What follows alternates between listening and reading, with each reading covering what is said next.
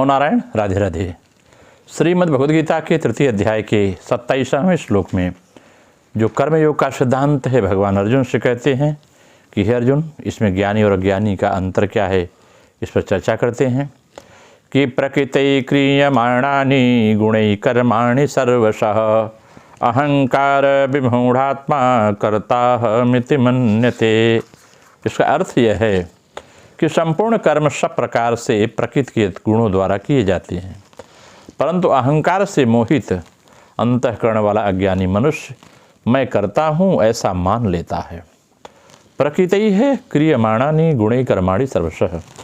जिस समष्टि शक्ति से शरीर वृक्ष आदि पैदा होते हैं, घटते बढ़ते हैं, गंगा आदि नदियाँ प्रवाहित होती हैं, मकान आदि पदार्थों में परिवर्तन होता है, उसी समस्त शक्ति से मनुष्य की देखना, सुनना, खाना पीना सब क्रियाएं होती हैं।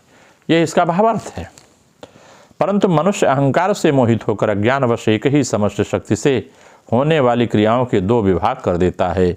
एक तो स्वतः होने वाली क्रियाएं जैसे शरीर का बनना, भोजन का पचना, और दूसरी ज्ञानपूर्वक होने वाली क्रियाएं जैसे देखना, बोलना, भोजन करना इत्यादि।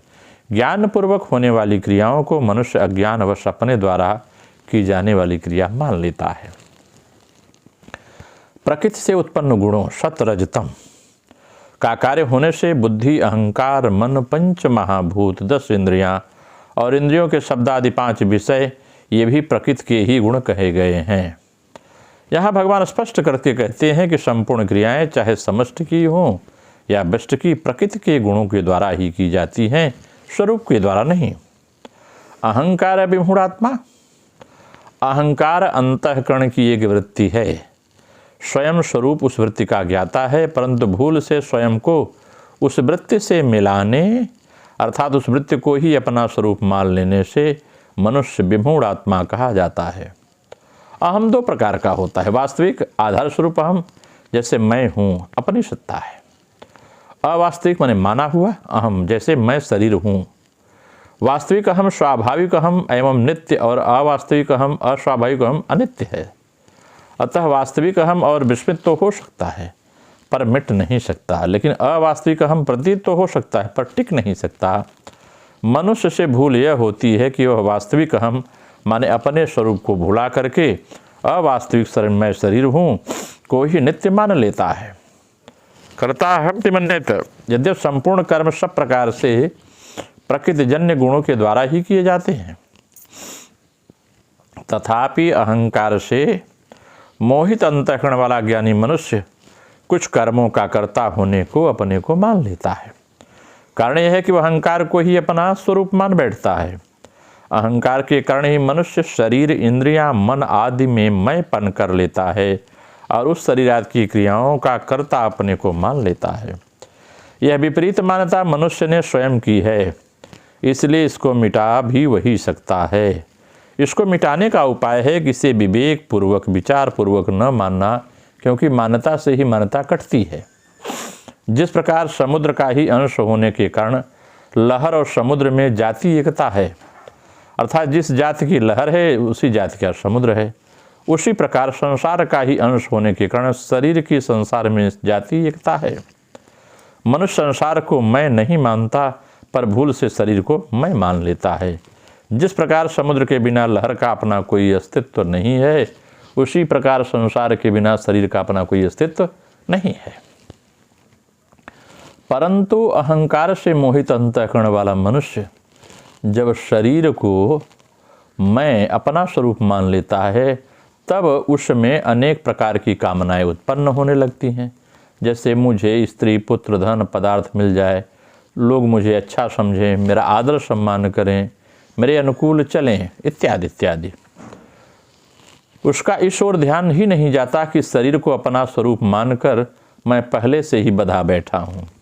अब कामनाएं करके मैं बंधन बढ़ा रहा हूँ, अपने को और विपत्ति में डाल रहा हूँ। साधना काल में मैं माने स्वयं प्रकृतिजन्य गुणों से सर्वथा अतीत हूँ, ऐसा अनुभव न होने पर भी जब साधक ऐसा मान लेता है तो उसे वैसा ही अनुभव हो जाता है। इस प्रकार जैसे वह गलत मान्यता करके बंधा था, ऐसे ही सही मान्यता करके मुक्त हो जाता है, क्योंकि मानी हुई बात न मानने से मिट जाती है। सिद्धांत यह है कि इसी बात को भगवान ने चर्चा किया है गीता में। इसको और स्पष्ट करते हुए जब हम समझते हैं तो यह बात होती है, जैसे आज तक देवता, मनुष्य, पशु, पक्षी, यक्ष, राक्षस आदि अनेक शरीरों, योनियों में जो भी कर्म किए गए हैं, उनमें से कोई भी कर्म स्वरूप तक नहीं पहुंचा, कोई भी शरीर स्वरूप तक नहीं पहुंचा, क्योंकि कर्म और पदार्थ शरीर का विभाग ही अलग है और स्वरूप का विभाग अलग है। परंतु इस विवेक को महत्व न देने के कारण मनुष्य कर्म और फल में बंधा होता है। जब तक करना है तब तक अहंकार के साथ संबंध है, क्योंकि अहंकार माने कर्तापन के बिना करना सिद्ध नहीं होता। करने का भाव होने पर कर्तृत्वाभिमान भी हो जाता है, कर्तव्याभिमान होने से करना होता है, करने से कर्तव्याभिमान पुष्ट होता है। इसलिए किए हुए साधन से साधक कभी अहंकार रहित नहीं हो सकता। अहंकार पूर्वक किया गया कर्म कभी कल्याण नहीं कर सकता, क्योंकि सब अनर्थों का जन्म मरण का मूल अहंकार ही है। अपने लिए कुछ न करने से अहंकार के साथ संबंध नहीं रहता, अर्थात प्रकृति मात्र से संबंध विच्छेद हो जाता है। इसलिए साधक को चाहिए कि वह क्रिया को महत्व देते हुए अपने विवेक को भी महत्व दे। विवेक को महत्व देने से विवेक सदा स्पष्ट होता रहता है और साधक का मार्गदर्शन करता रहता है। अब आगे चलकर यही विवेक ही तत्व ज्ञान में परिणत हो जाता है। अगर हम इसकी आध्यात्मिक व्याख्या करें, क्रियायोग के माध्यम से व्याख्या करें, तो यह बात और स्पष्ट होती है कि ये सब के सब जो संसार दिखता है मिथ्या क्यों है। यदि मिट्टी की पुतली बनाई जाती है तो चाहे उसका नाम रूप जो ही हो, वह रहेगी तो मिट्टी ही, उसका नाम रूप तो मिथ्या है। इसी प्रकार आत्मा ही सत्य है और मन, बुद्धि, अहंकार तथा त्रिगुण के सारे खेल सत्य नहीं है। ये त्रिगुण सदा, मन, बुद्धि, अहंकार सदा नहीं रहते, उनका अस्तित्व आत्मा के अस्तित्व से है। क्रिया की परावस्था में मन, बुद्धि, अहंकार सब जुटकर एक आत्माकार अवस्था को प्राप्त हो जाते हैं, तब उसकी पृथक सत्ता नहीं रहती। अतः उन सबकी सामयिक प्रतीति होने पर भी वे सत्य नहीं है, और जो सत्य नहीं है उसे सत्य समझकर मुग्ध होना मूर्खता है। मन आत्मा में न रहने से ही ये सब खेल शुरू होते हैं, और जब मन का लय आत्मा में हो जाता है तो ये खेल नहीं होता। जब तक आत्मा में डुबकी मारता नहीं मन, तब तक जब डुबकी मार लेता है तो सारे खेल बंद हो जाते हैं। मन का स्वभाव है संकल्प विकल्प और अहंकार का स्वभाव है कर्तृत्वाभिमान। आत्मा चेतन स्वरूप है, मन बुद्धि जड़ है। इस समय अध्यास के द्वारा जड़ मन बुद्धि चैतन्य युक्त जान पड़ते हैं तथा मन की मनोशक्ति और अहंकार का कर्तृत्वाभिमान निसंग आत्मा में आरोपित होता है। इस प्रकार जड़ और चेतन के मिश्रण से यह अपूर्व संसार क्रीड़ा आरंभ हो जाती है। इसलिए आत्मा असंग है, यह मूढ़ बुद्धि वाले कदापि नहीं समझ पाते हैं। क्रिया की परावस्था मतलब बारंबार प्राणायाम से आत्मा स्वरूप में स्थित होने पर जब मन बुद्धि अहंकार वहाँ नहीं रहते, तब यह खूब समझ में आता है कि आत्मा किसी क्रिया की चेष्टा नहीं होती।